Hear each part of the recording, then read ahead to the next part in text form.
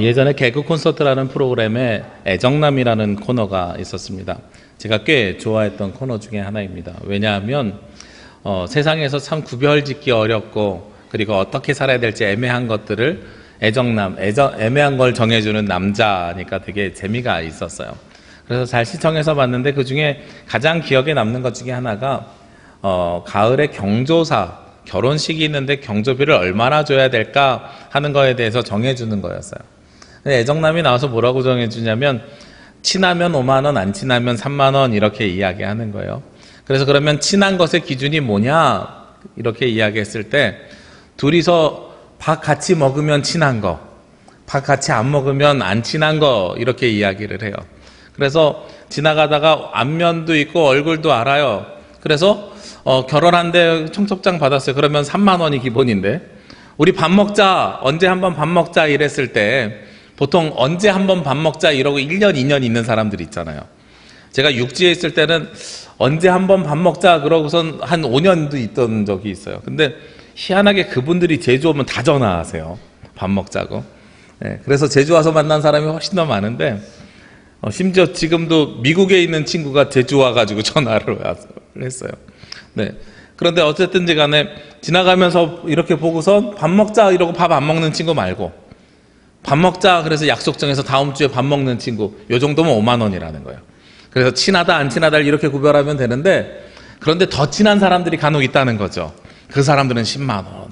근데 더 친한 걸 어떻게 구별하느냐? 부모님이 내 이름을 알면, 내 친구의 부모님이 내 이름을 알면 그건 더 친한 거다. 그래서 거기는 경조사를 더 해야 된다. 이렇게 해가지고 굉장히 인상 깊었던 적이 있었어요. 그렇죠. 우리가 삶을 살아가는데 이것도 아니고 저것도 아니고 애매한 것들을 이렇게 좀 정확하게 정해주면 좋을 것 같아요. 그래서 그때 제가 생각했던 것 중에 하나가 신앙생활의 애매함을 이렇게 정해주면 좋겠다. 그래서 애정목 이런 거 해볼까? 애매한 거를 정해주는 목사 뭐 이런 거 해가지고 유튜브 같은 거 한번 만들어 볼까? 이런 생각도 해본 적이 있었습니다. 그런 것처럼 참 우리 삶의 애매한 것들 그리고 좀 정해졌으면 하는 것들이 간혹 있습니다. 제가 여러분이 아시는 것처럼 수요일마다 우리 제주노회에 있는 목사님들 7분과 설교 준비를 같이 하면서 말씀을 나누고 있거든요. 이 모임이 처음 시작할 때 몇 명이 시작하면 3명이 시작했어요. 우리 주영광교회 임종철 목사님이랑 예안교회 김원순 목사님이랑 저랑 셋이서 시작했어요. 근데 셋이서 처음 모여서 시작을 할 때는요, 이 셋 중에 제가 가장 선배거든요. 가장 선배니까 모임할 때마다 제가 밥을 샀어요. 근데 밥을 안 사는 분들도 부담을 느끼고 밥을 사는 저도 부담을 느끼는 거죠. 그러다가 모임에 한 명이 더 늘었어요. 우리 한사랑교회 손범준 목사님이 오시기 시작했는데 우리 한사랑교회 손범준 목사님 또 저보다 선배님이세요. 그러니까 한동안은 또 손 목사님이 계속 밥을 사고 저도 좀 애매해진 거예요. 그래가지고 나중에 우리가 결정하자. 회비를 걷자. 그랬더니 회비를 걷는데 또 이게 서로 또 눈치가 보여요. 왜 눈치가 보이냐면 교회 규모가 안정적이냐 아니면 좀 이렇게 열악하냐 성도들이 많으냐 적으냐 뭐 이런 것들부터 해서 여러 가지 우리 선후배 관계 여러 가지가 다 눈치가 보이는 거예요. 그러다가 한 사람이 제안했어요. 뭐라고 제안했냐면 사모님이 일하면 5만 원, 일 안 하면 3만 원.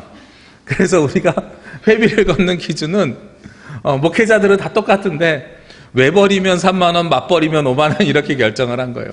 그리고 외부 강사 갔다 오면 5천 원 더하기 뭐 이렇게 이야기를 하면서 우리끼리 정해서 요즘 모임을 합니다. 애매한 것들이 이렇게 정해놓으니까 굉장히 쉬워졌어요. 그리고 모든 것들이 좀 편해졌어요.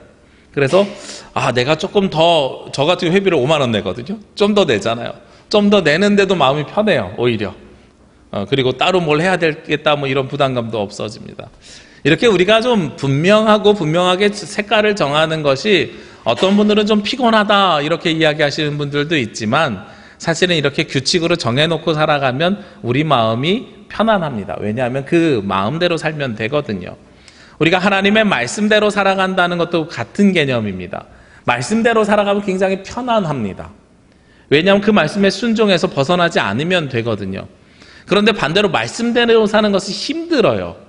왜 힘드냐면 일반적인 내 인생에 내가 편안하게 살아야 되는 삶을 포기해야 되기 때문에 힘든 거죠. 그래서 보통 우리가 어떠한 삶의 태도를 취하냐면 말씀대로 사는 것 같으나 그러지 않은 삶들을 살려고 노력하는 거예요. 오늘 요한계시록 7개 교회 중에 맨 마지막 7번째 라오디게아 교회인데요. 이 교회는 하나님께서 칭찬 없이 책망으로부터 말씀이 시작이 됩니다. 가장 크게 책망받는 것이 무엇이냐면 오늘 15절 말씀에 내가 내 행위를 아노니 내가 차지도 아니하고 뜨겁지도 아니하도다. 내가 차든지 뜨겁든지 하기를 원하노라. 내가 이같이 미지근하여 뜨겁지도 아니하고 차지도 아니하니 내 입에서 너를 토하여 버리리라. 이 요한계시록의 7번째 교회 라오디게아 교회의 가장 커다란 특징이 뭐였어요? 차갑지도 않고 뜨겁지도 않은 미지근한 교회였다는 거예요. 그러니까 앞에서 말씀드렸던 것처럼 전형적인 어떤 교회입니까? 애매해서 정해지지 않은 교회인 거죠. 아무것도 애매해서 어디로 가야 될지 잘 모르는 교회가 바로 이 라오디게아 교회의 가장 전형적인 특징이었습니다. 그런데 이 미지근한 것이 좋은 거 아니에요? 사실. 왜냐하면 좌로나 우로나 치우치지 아니하고 이 8.15 되면요, 8월 15일 되면 뭐 건국절 논란부터 해서 언제 나라가 세워졌느냐, 아니면 이 나라를 일제에서 식민지에서 해방된 것을 기념할 거냐, 아니면 꼭 이때쯤 되면 남과 하나 된다고 통일운동하는 사람들은 또 진보적인 사람들은 통일운동하고 이러한 갈등들이 벌어진단 말이에요. 그렇죠? 도대체 왜 이런 갈등들이 벌어지느냐? 우리가 서로 중립적으로 사는 것이, 중도의 중용의 삶을 사는 것이 좋지 않아요? 왼쪽 오른쪽 치우치지 아니하고 중간에 있는 것이 좋지 않아요? 그러니 미지근한 것도 나쁘지 않지 않아요? 이렇게 이야기할 수도 있어요. 그런데 오늘 왜 성경에서는 이 미지근한, 뜨겁지도 차갑지도 않은 이 교회를 책망하면서 말씀이 시작이 될까 하는 것을 우리가 알아야 됩니다. 왜냐하면 이 미지근하다는 것은요, 무엇을 뜻하냐면 자신의 소속이 어디인지 스스로 모른다는 걸 뜻하기 때문에 그래요. 차갑지도 뜨겁지도 않다는 것은 내가 어디에 속해 있는지를 모른다는 것을 뜻한다는 겁니다. 라오디게아 교회의 주변 상황을 알면 그걸 좀 더 알 수가 있는데요. 라오디게아 교회는요, 주변에 물이 솟아나오는 그 근원 수원들이 있었던 거예요. 그런데 한쪽에는 아주 차가운 물이 나왔고요, 한쪽은 요즘 우리가 이야기하는 온천수와 같은 뜨거운 물이 나왔다고 합니다. 그런데 그래서 이 차가운 물이든 뜨거운 물이든 둘 중에 하나를 선택을 해야 되잖아요. 근데 이 차가운 물은요, 어떤 성향을 가지고 있었냐면 물이 차가운 데서 끝난 것이 아니라 그 안에 이물질이 많아서 먹으면 사람들이 탈이 났대요. 그래서 차가운 물은 당시 라오디게아 교회에서는 먹으면 안 되는 물, 이렇게 구별되어져 있었던 거예요. 그리고 한쪽에서는 온천이 나오죠. 요즘도 우리나라 사람들도 그러죠. 몸이 안 좋으면 어디로 갑니까? 온천을 가잖아요. 이 온천수는 사람을 회복시키고 치유하는 물, 이렇게 구별되어져 있었던 거예요. 그러니까 우리가 그냥 나의 신앙이 차갑다, 뜨겁다, 열정적이다, 그리고 이 중간에 미지근하다, 이런 개념으로 보는 것이 아니라 이 라오디게아 교회의 이 상황을 놓고 보면 미지근하다라는 말은 무슨 이야기입니까? 사람을 살리고 회복시키는 뜨거운 온천수와 어떤 물이요? 사람을 아프게 하고 탈나게 하는 차가운 물이 섞여 있는 거죠. 좋은 물과 나쁜 물이 섞여 있으면 그 물은 어떤 물이에요? 나쁜 물이에요. 그렇죠? 좋은 물과 나쁜 물이 섞여 있으면 그 물은 나쁜 물이에요. 찬물을 먹었는데 탈났어요. 근데 여기에 탈나게 한 병균이나 나쁜 균들이, 나쁜 원소들이 사라지지 않은 채 따뜻한 물이랑 섞여서 미지근한 물이 됐어요. 그 물을 먹으면 탈이 날까요, 안 날까요? 탈이 나는 거예요. 그러니까 이 미지근한 물도 결국은 어떤 물이에요? 탈이 나는 물인데 어떤 것처럼 섞여 있어요. 뜨거운 물을 집어넣어서 차갑지 않은 것처럼, 탈이 안 나는 것처럼 겉으로는 포장을 하고 있다는 거죠. 우리가 미지근하다라고 이야기하는 것의 가장 중요한 첫 번째 문제는 내가 어디에 속해져 있는지를 알지 못한다는 것이고, 어디에 속해져 있는지 알지 못하다는 것은 어쩌면 내가 탈이 날 수 있다는 이야기를 하고 있는 겁니다. 우리가 하나님의 백성으로요, 예수 그리스도를 믿음을 통해 교회를 다니면서 신앙인들이죠. 여러분들은 어디에 속해 있습니까? 우리는 하늘에 속한 사람입니다. 하나님께 속한 사람이에요. 예수 그리스도를 믿음으로 하나님께 속한 사람이면 하나님께 속한 사람으로 삶을 살아야 돼요. 그런데 하나님을 모르는 사람은 어디에 속한 사람이라 그래요? 이거 구별하면은요, 세상에 속한 사람인 거죠. 그래서 세상에 속한 사람은 세상의 삶대로 살아가는 거죠. 그런데 오늘 성경에 나와 있는 것처럼 미지근하다고 표현하면은요, 두 개가 섞여질 수가 있어요? 하늘에 속한 사람과 세상에 속한 사람이 살 수 있어요? 이 두 개가 섞여져서 표현될 수 있냔 말이에요. 아니에요. 이 둘은 둘 중에 하나인 겁니다. 그런데 하늘에 속한 그리스도인들이 세상에서 살면서 세상에 속한 사람들처럼 살아가면 이건 어떤 사람들이에요? 세상 사람들인 거예요. 미지근하다고, 신앙이 미지근하다고 이야기하는 건 하늘의 사람이 아닌 것처럼 삶을 살아가고 있다라는 겁니다. 우리가 소속을 모른다고 하는 건 바로 이러한 위험성이 있다는 거예요. 제가 군대 늦게 간 건 여러분들 다 아시고요. 군대를 늦게 갔기 때문에 얻은 굉장히 많은 특혜들이 있었습니다.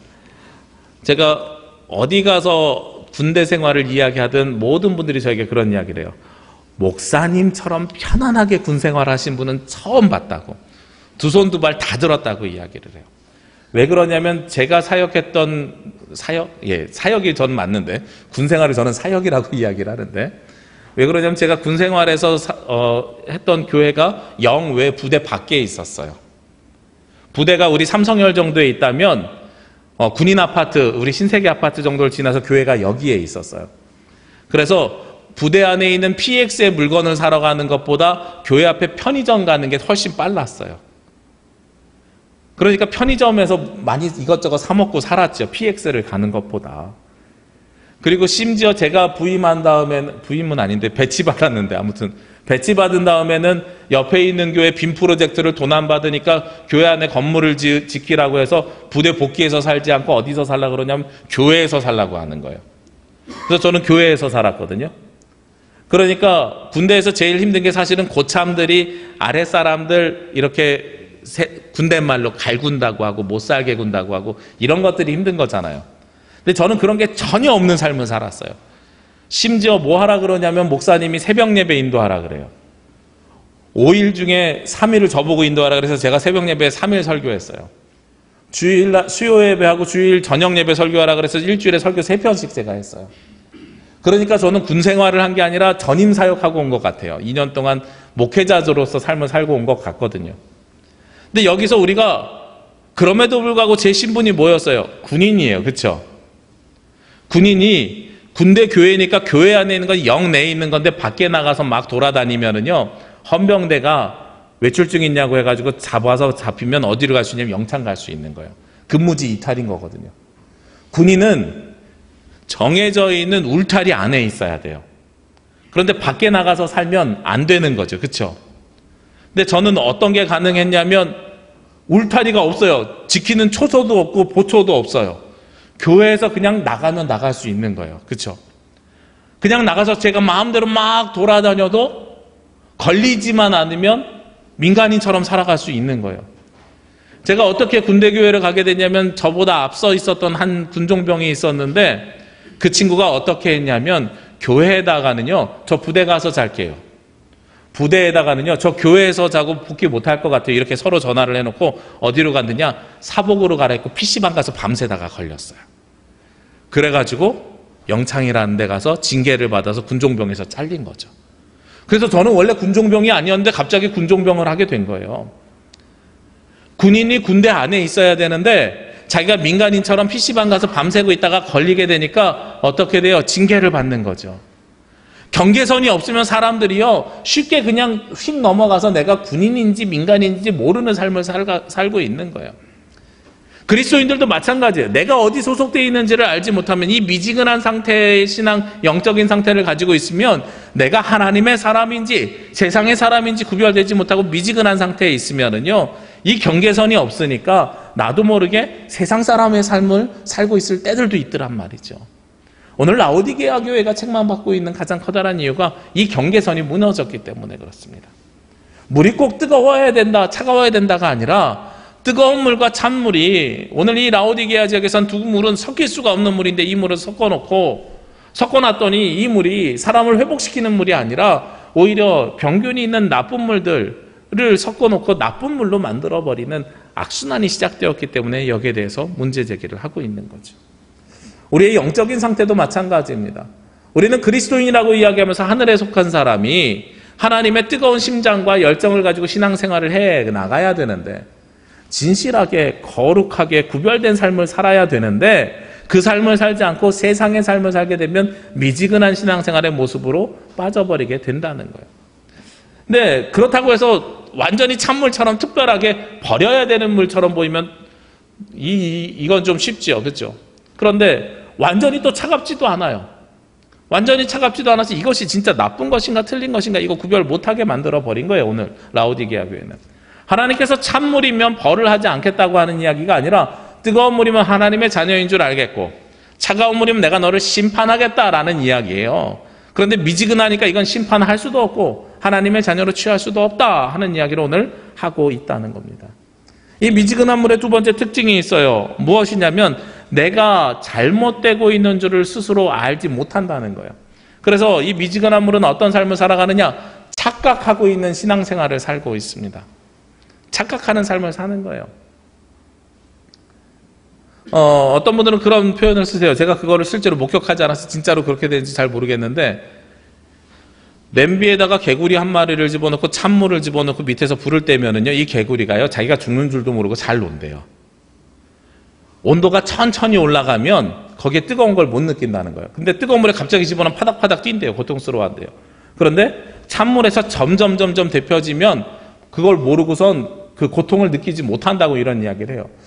이게 진짜인지는 잘 모르겠는데 그런데 우리가 세상에서 살아가는 삶의 모습들을 보면 그런 것 같아요.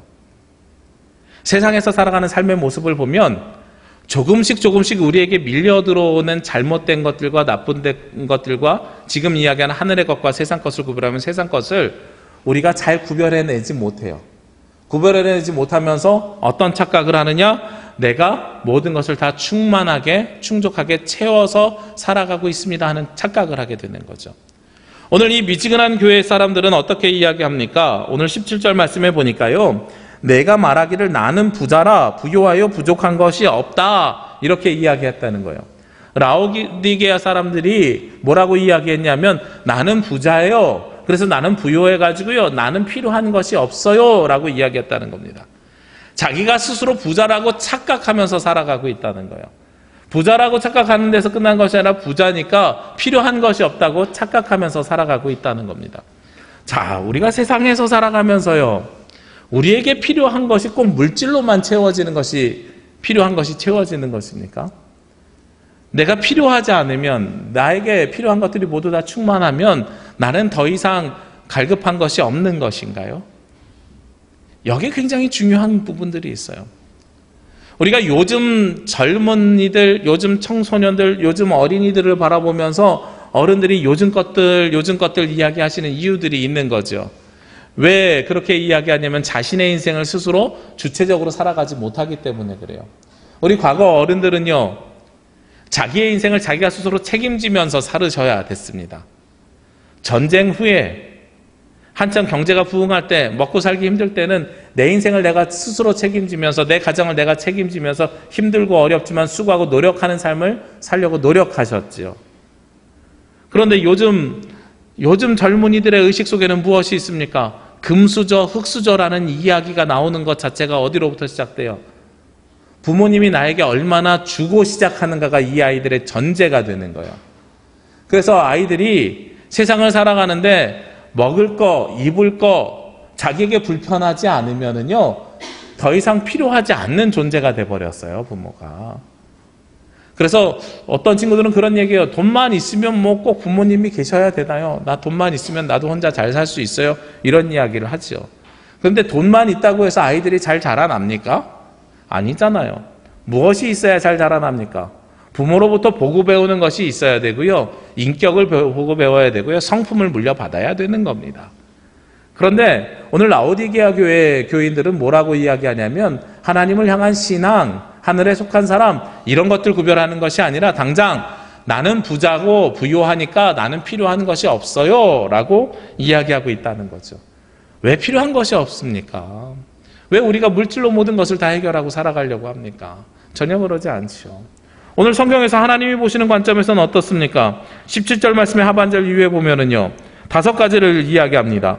내 곤고한 것과 가련한 것과 가난한 것과 눈먼 것과 벌거벗은 것을 알지 못하는도다. 너는 스스로 부자여서 나는 필요한 것이 없다라고 이야기하지만 실제로 어떻다고요? 너는 곤고하다고요. 어떤 사람을 곤고하다 그래요? 저는 이 곤고하다는 표현이 가장 잘 드러나 있는 것이 로마서 7장인데요. 사도 바울이 내 마음은 영으로 살고 싶지만 내 육이 따라주지 못하는 것을 보고 오라 나는 곤고한 자로다 하고 고백하잖아요. 나는 곤고한 자로다. 내가 무엇인가를 헤어나올 수 없을 만큼 나는 영적으로 바닥에 깔려있는 사람입니다 라고 이야기하는 거예요. 곤고한 자라고 이야기하는 것은 내가 영적으로 바닥에 깔려있는, 바닥을 쳐 있는 아주 영적으로 힘들어져 있는 상태를 이야기하는 거죠. 그 다음에 어떤 사람이라고요? 내가 가련한 것과, 누구를 가련하다고 이야기합니까? 연약해서 불쌍히 여김을 받는 사람들을 가련하다고 하는 거죠. 그 다음엔 가난한 것이라 그랬어요. 스스로 부유하다고 부자라고 했는데 가난하대요. 이것은 물질적인 가난일 수도 있고 영적인 가난일 수도 있고 여러 가지 가난한 모습일 수도 있어요. 그 가난한 모습을 라오디게아 교회가 가지고 있대요. 그리고 나서 무엇을 가지고 있다고요? 눈이 멀었대요. 볼 수 있는 눈이 없다는 겁니다. 그리고 맨 마지막으로요, 옷을 어떻게 했다고요? 벌거벗었다고요. 수치스러운 상태에서 살아가고 있다고요. 그래서 주님께서 이 라오디게아 교회에다가 무엇을 처방해 주십니까? 그 다음에 18절 말씀에 보면 내가 너를 권하노니 내게서 불러 연단한 금을 사서 부유하게 하고 흰옷을 사서 입어 벌거벗은 수치를 보이지 않게 하고 안약을 사서 눈에 발라 보게 하라. 돈을 줘서 부유하게 하고요. 옷을 입혀서 수치스럽지 않게 하고요. 안약을 주어서 볼 수 있도록 해주겠다, 치유해주겠다 하고 말씀하고 있다는 겁니다. 그러니까 이 라오디게아 교회는 미지근해서 내가 어디에 속해 있는지 모르는 데서 끝나는 것뿐만 아니라 더 중요한 문제가 있는 거죠. 내가 무엇을 필요로 하는지를 모르는 심각한 지경에 빠져 있는 거죠. 내가 부족한 것이 없다고 생각하는 안타까운 상황에 빠져 있다는 겁니다. 내가 부족한 것이 없는데 뭐를 하나님 앞에 구하고 간구하고 열심을 낼 수 있겠습니까? 나는 이대로 살아도 괜찮습니다라고 이야기하는 거죠. 여름방학이잖아요. 제가 저희 큰아이를 보면서 얼마 전에 속에서 막 화가 치밀어 올라가지고 참지 못했을 때가 있었어요. 그렇다고 막 혼내지는 못했는데 그 아이를 보면서 누가 보이냐면 예전에 제 모습이 보이는 거예요. 예전에 제 모습이 보였어요. 어떤 모습이 보였냐면 방학을 시작하면서 아이랑 거래를 해봤습니다. 야, 방학이 3주간 되니 매일 요만큼씩 하면 방학 끝날 때 아빠가 이만한 네가 좋아하는 이거 사줄게. 할만하겠지? 좋아요. 할만할 것 같아요. 그래서 시작을 했어요. 하루에 몇 문제씩 문제를 풀 수 있겠니? 풀 수 있어요. 3일 지났는데 한 문제도 안 풀어요. 그래서 3일 동안 참고 나서 이야기를 했어요. 야, 그래도 시작을 좀 해야 되지 않겠니? 일주일 지났더니요, 역시나 손 하나 끔쩍거리잖아요. 야, 아들아, 이제 2주 남았는데 아침 저녁으로 2배씩 하면 그래도 목표를 달성할 수 있어 하고 권면했어요. 절반쯤 지난 다음에는요, 조금만 더 힘내면 지금이라도 시작을 해야 마무리를 할 수 있어. 그랬더니 그 아이가 하는 말이, 그거 안 사주셔도 돼요. 그냥 안 하고 이러고 말래요. 딱 이러는 거예요. 그 순간에 속에서 화가 막 치밀어 오르는 거예요. 근데 무슨 모습이 보였냐면, 어렸을 때요, 제가 초등학교 3학년 때 저에게 아버지가 컴퓨터를 하나 주셨는데 6학년 되면서 컴퓨터를 새 걸로 바꾸고 싶었거든요. 더 좋은 걸. 그래서 너무 바꾸고 싶어 하니까 아버지가 뭐라고 하셨냐면, 너 이번에 시험 공부 열심히 해가지고 점수가 몇 점 이상 나오면 컴퓨터 바꿔줄게 이랬어요. 근데 제가 시험 전날 아버지한테 가서 공부를 안 한 제 원죄가 스스로 생각나잖아요. 컴퓨터 안 사주셔도 돼요. 저 그냥 시험 점수 제 마음대로 받을래요. 저도 그랬던 모습이 있더라고요. 근데 이 모습이 누구의 모습이냐면 라오디게아 교회의 모습인 거예요. 주님께서 이 교회를 쳐다보시면서 너 모두 부족하고 모두 부족하고 모두 부족하지 않니라고 이야기하는 건 그들의 영적인 상태가 지금 그대로 두면 찬물 세상에 그냥 빠져서 끝날 인생이라는 거죠. 그런데 하나님께서는 그 인생이 어떻게 되기를 원하세요? 잘 되기를 원하시는 거잖아요. 아이가 공부를 해가지고 세상에서 잘 살길 원하는 아버지의 마음처럼 이 물건을 주고 싶은 마음이 있는 것이 아니라 이 물건은 아무것도 아니에요. 이 아이가 성장하기를 바라는 거잖아요. 마찬가지로 라오디게아 교회도요, 영적인 부족함들, 벌거벗겨져 있는 것들, 보지 못하는 눈먼 일들, 이 모든 것들이 해결됨을 통해서 뜨거운 심장을 가지고 하나님 앞에 온전히 나왔으면 좋겠는데, 그래서 주님이 라오디게아 교회에다가 이야기하시는데 저는 부족한 것 없어요, 이렇게 이야기하고 있더란 말이죠. 어쩜 우리 인간들의 모습과 똑같은 모습을 그대로 교회 공동체가 2000년 전에 가지고 있었는지 모르겠어요. 어쩌면 우리도 그런 신앙생활을 하고 있는지도 모릅니다. 하나님께서 네 신앙 지금 미지근한데 좀 뜨거워졌으면 좋겠어, 그렇게 이야기할 때 하나님 저 지금 갈급한 거 없어요. 지금 사는 거 편해요. 내가 너 천국 데리고 갈 거야. 저 지금 상태로도 있어도 천국 갈 것 같은데요? 이렇게 이야기하는 우리들의 오만과 교만한 모습이 그대로 녹아져 있는 거죠. 근데 주님께서 뭐라고 말씀하십니까? 이 모든 것들을 하고요, 우리에게 요청하십니다. 19절 말씀에 물은 내가 사랑하는 자를 책망하여 징계하노니 그러므로 내가 열심을 내라, 회개하라. 주님께서 라오디게아 교회를 향해서 요청하신 것은 딱 한 가지예요. 열심을 내라는 겁니다. 너는 지금 아무것도 안 하고 안주하고 있어. 그러니 좀 열심을 냈으면 좋겠어. 근데 이 열심이라는 게요, 막 밤새도록 일하고 막 땀 흘려 일하고 내 몸과 마음 다 드릴게요, 이런 열심을 주님께서 요청하시는 게 아니더라고요. 그 다음에 바로 뒤에 있는 유명한 말씀 있죠. 20절 말씀해 보니까 주님께서 이야기하는 열심이 뭔지 정확하게 나와 있어요. 우리 20절 말씀 보면은요, 볼지어다 내가 문 밖에 서서 두드리노니 누구든지 내 음성을 듣고 문을 열면 그가 내게로 들어와가 그와 더불어 먹고 그는 나와 더불어 먹으리라. 아주 유명한 말씀이죠. 우리가 이 말씀을 보통 언제 사용합니까? 전도할 때 사용하죠. 복음 전할 때 사용하죠. 그런데 이 말씀은 누구에게 하시는 말씀이에요? 오늘 본문을 보니까요, 새신자들, 새가족들, 예수님 모르는 사람들에게 하시는 말씀이 아니에요. 예수님 모르는 사람들에게 내가 네 앞에 서서 문을 두드린다고 말씀하시는 게 아니더란 말이에요. 누구를 향해서요? 예수님을 알고요, 신앙생활 하는데 뜨뜻미지근한 신앙을 가지고 있는 사람들, 자신들이 어디에 소속되어 있는지 구별하지 못하고 있는 사람들, 나는 갈급함이 없고 나는 지금 삶으로 충만하다고 생각하고 착각하고 있는 사람들 앞에 주님께서 서서 있는 거예요. 볼지어다 내가 문 밖에 서서 두드리노니, 주님께서는 끊임없이 우리를 두드리고 계세요. 그래서 우리에게 무엇하라고 말씀하시는 거예요? 네 닫혀져 있는 문을 열어라고 말씀하시는 거예요. 이미 주님은 우리 앞에 와 있고요, 이미 주님은 우리 가운데 전능하신 역사하심을 하고 있고요, 이미 주님은 우리와 동행하고 계십니다. 그런데 그 주님이 우리 안에 들어와야 되는데 못 들어오게 막고 있는 건 누구예요? 우리지요. 우리가 무엇만 하면 돼요? 내 마음의 문을 열기만 하면 돼요. 그죠? 주님께서 우리에게 열심을 내라고 말씀하시거든요. 그 열심이 뭐냐? 마음문 여는 거예요. 막 교회 나와서 청소하고 수고하고 헌신하고 밤새 기도하고 이런 열심을 주님께서 요청하시는 게 아니라 문 밖에 서서 두들기고 계시는 그 주님을 문 열어서 맞이하는 것, 이것이 열심이라고 이야기하는 거예요. 우리에게 그것 하라고 요청하고 계시거든요. 우리가 필요한 것을 모르고 있잖아요. 주님께서는 우리가 가난하고 곤고하고 가련하고 눈멀고 벌거벗고 있는 것을 보시는데 우리는 그걸 스스로 보지 못하잖아요. 주님께서 그거 봐주시고 치유하여 주시고 회복시켜 주시기를 원하신단 말이에요. 그러면 우리는 어떻게만 하면 됩니까? 문만 열면, 주님께서 들어오셔서 어떻게 하신다 그랬어요?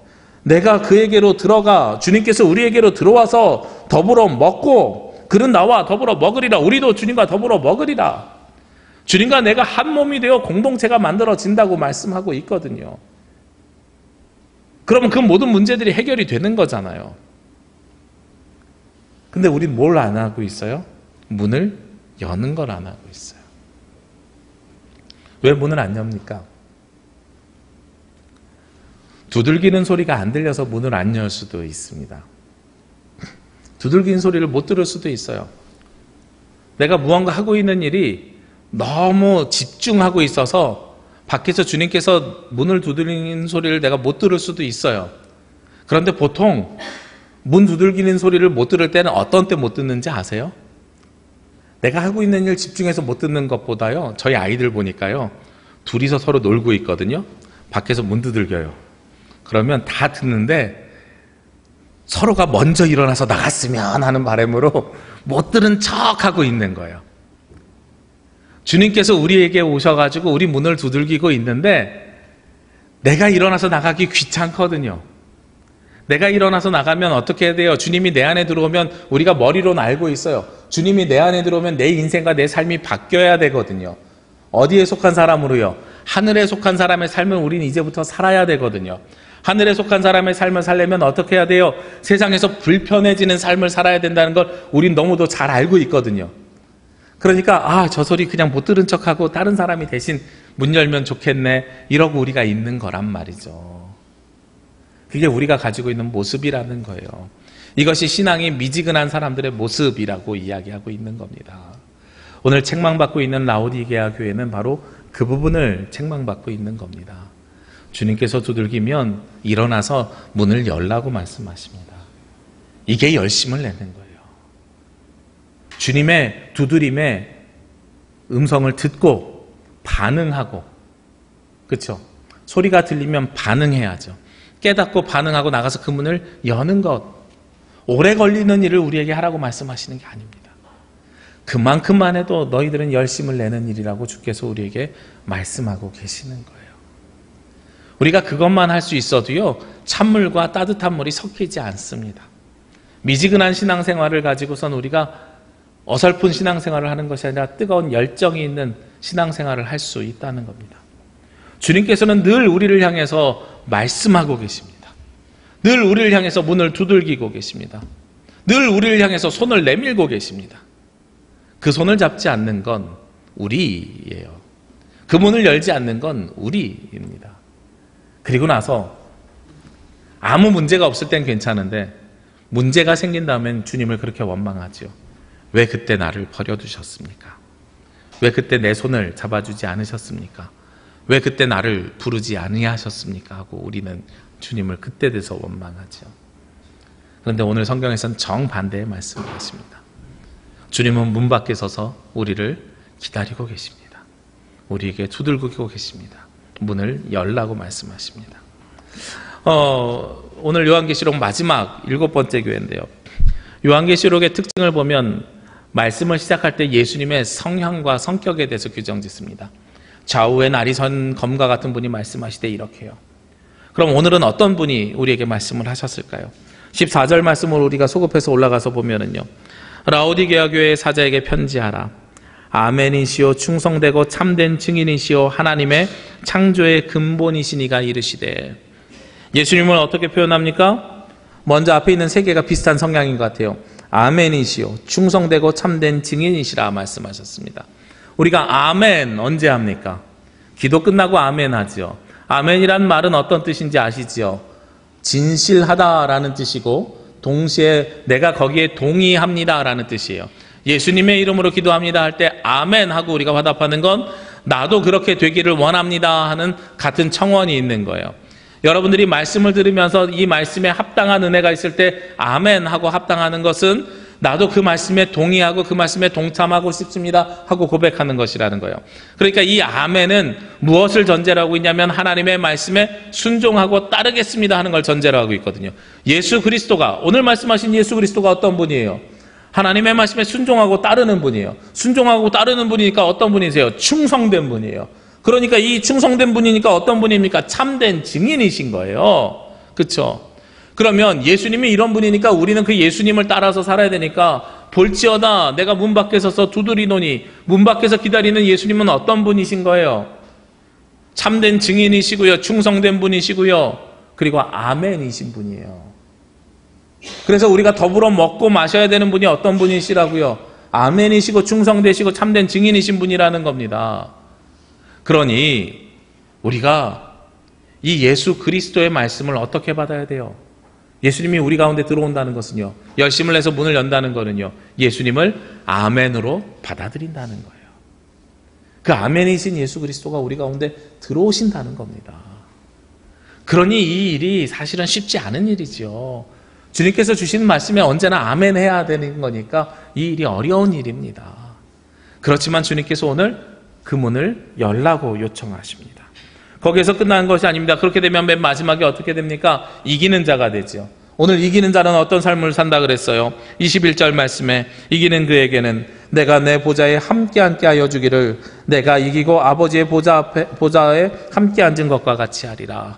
누가 함께 하신대요? 주님께서 우리와 함께 하신대요.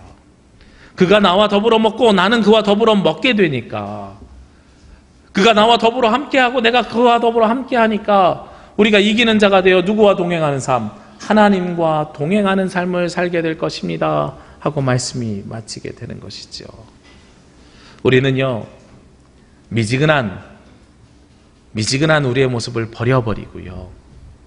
열심을 내어서 주님을 영접해야 됩니다.